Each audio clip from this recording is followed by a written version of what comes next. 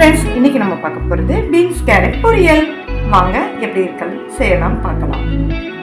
தேவையான நல்லெண்ணெய் விட்டுக்கிறணும். கொஞ்சம் எண்ணெய் காஞ்சதுனால எக்ஸ்ட்ரா கொஞ்சம் உப்பு விடுறேன்.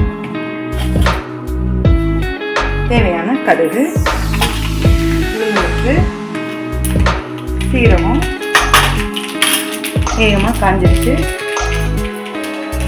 வெங்காயம் நறுக்கி வச்சது,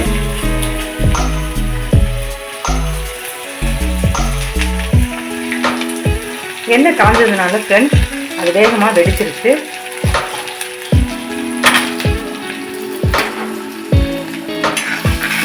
சூப்பராக இருக்கும். கார குழம்புக்கு பீன்ஸ் பொரியல் நல்லா வதக்கிடணும். வதங்கின பிறகு நம்ம எடுத்து வச்சிருக்கிற காயையும் அப்படியே அதில் போட வேண்டியதுதான்.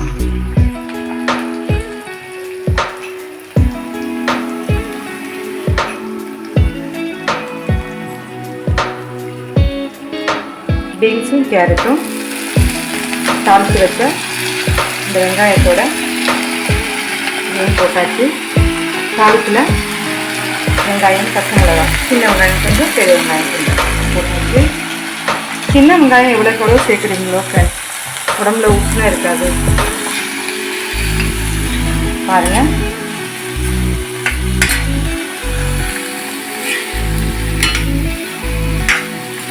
நல்லா காயை வதக்கி விட்டுறணும்.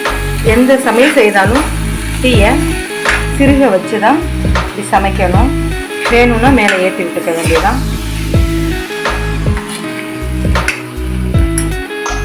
காய் கொஞ்சம் வதங்கி பத்துக்கு பிறகுதான் தேவைக்கேற்ற உப்பு போடணும். கல் உப்பு தான் போடணும், அப்போதான் ருசியாக இருக்கும்.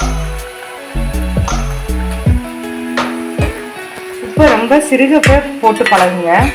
உப்பு கம்மியாக இருந்துட்டா கூட ஒன்றும் இல்லை, உப்பு இல்லாமல் இருக்கக்கூடாது. ஆனால் உப்பு கம்மியாக இருந்தால் ரொம்ப நல்லது.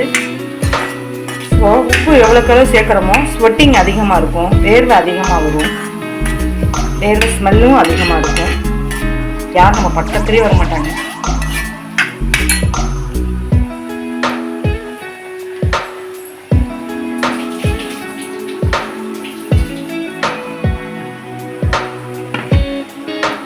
ஸோ நம்ம காஞ்ச நல்லெண்ணெயில் தாளித்து விட்டதுலேயே இந்த காயை வதக்கையிலே ஒரு காவாசி வதங்கிடும். வெஜிடபிள்ஸு ஃபாரினர்ஸ் எல்லாம் பாருங்களேன், வெஜிடபிள்ஸை அரைவேக்காடில் தான் சாப்பிட்றாங்க, பச்சையாக கூட சாப்பிட்றாங்க. ஏன்னா அதோட கலோரிஸ், வைட்டமின்ஸ் எல்லாம் டைரெக்டாக உடம்புல சாரணும். நம்ம பஞ்சபூதங்களோட படைப்பு இயற்கை சார்ந்தே வாழணும். நம்ம உடல் ரீதியாகவும் வெளியே மட்டும் காற்றோட்டத்தை மட்டும் இல்லை, உடலுக்குள்ளே இருக்கிற குடலுக்கு கூட நம்ம இயற்கை சார்ந்து பச்சை காய்கறிகளை சாப்பிட்டா மரங்கள் எவ்வளோ வெயிலுக்கும் மழைக்கும் அசராமல் பச்சை பசையில் நமக்கு எவ்வளோ நல்லது பண்ணுதோ நின்ன இடத்துலையே, அதுபோல் நமக்கும் நிறையா விஷயங்கள் நம்ம நகர்ந்தாலும் நின்ன இடத்துல நிறைய நல்லதுகள் செய்யணும். மனிதனும் ஒன்று தான், மரமும் ஒன்று தான். இயற்கை சார்ந்து வாழ்கிறவங்களுக்கும் இயற்கை சார்ந்து சாப்பிட்றவங்களுக்கும் நோய் நொடி இல்லாத குறைவற்ற செல்வம் எப்பயும் இருக்கும்.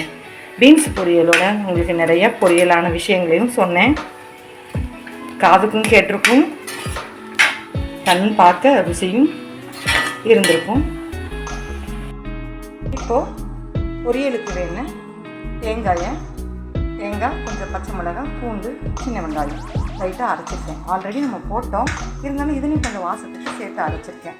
இப்போது காயும் வெந்துடும். வேணுங்கிற அளவுக்கு இதில் பொரியலோட சேர்த்துருக்கேன். தண்ணி வற்ற நல்லா பொரியலுக்குரிய அந்த பதம் வந்து நான் காட்டுறேன் பாருங்கள். இப்போ வேணுங்கிற அளவுக்கு நம்ம தண்ணி சேர்த்து அதை அரைச்சி பொரியலுக்கு திப்பியாக இந்த தேங்காயை அரைச்சி போட்டாச்சு. ஸோ சுவையான எம்மியான கேரட் பீன்ஸ் பொரியல் ரெடி.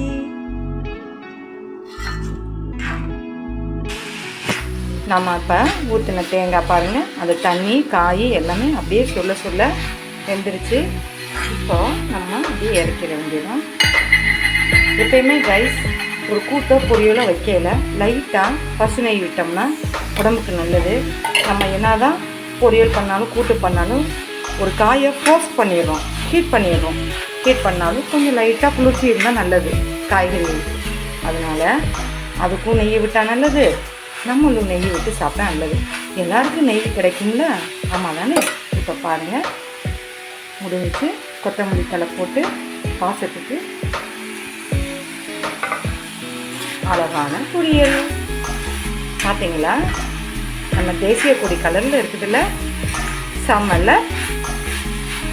கேரட் பீன்ஸ் பொரியல் ரெடி.